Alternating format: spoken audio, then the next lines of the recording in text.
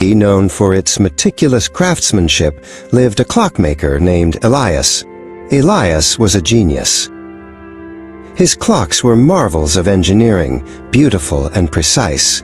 But Elias was driven by a single, impossible obsession: to create the perfect clock, a timepiece that would never, for 1,000 years, lose or gain a single second. He called this obsession the Project Zero. While other clockmakers measured success by sales, Elias measured it by fractions of time. He grew famous, but he never smiled.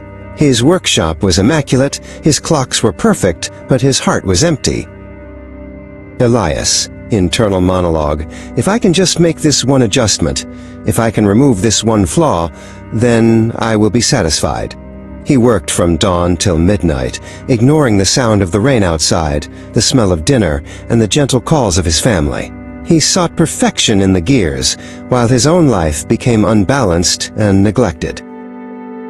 One chilly evening, an elderly woman named Mildred from the village brought a heavy, dusty clock to his shop. It was not one of Elias's masterpieces. It was large, simple, and made of plain wood. Mildred, dialogue gentle. Elias, my son, can you fix this? It belonged to my husband. It stopped chiming. Elias looked at the clock with disdain. Its gears were crude. Its timekeeping was obviously imperfect. He noted the layers of dust and the worn finish. Elias, dialogue dryly. It's an antique, ma'am. It's wildly inaccurate. I can tell you now it loses at least 20 seconds a day. Mildred, dialogue warmly. I know it's not perfect, Elias, but when it chimed, my children knew it was time for supper.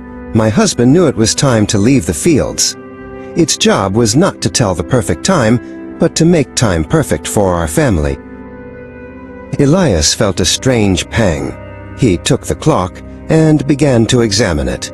He expected to find a major mechanical flaw.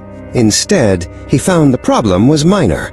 A tiny piece of lint, no bigger than a grain of sand, caught in the escapement wheel. He quickly removed it, lubricated the spring, and set the pendulum. The clock began to tick with a comforting, robust rhythm. Then, the clock chimed the hour. Dong, dong, dong. The sound was warm and deep. It wasn't the flawless, cold ping of his own metal creations.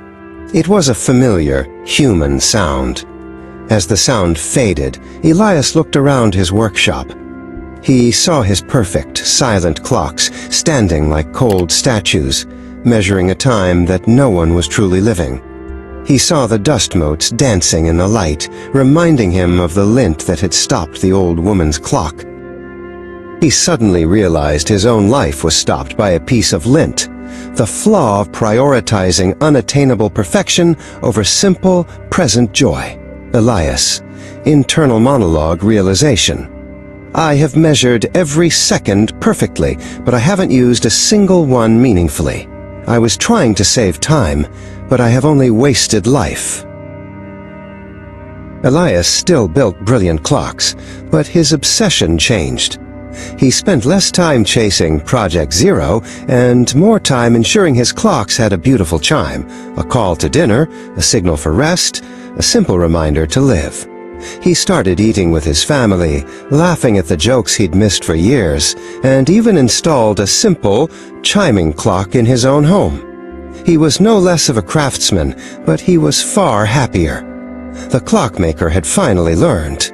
The value of his work wasn't in measuring the flawlessness of time, but in adding purpose and rhythm to a life.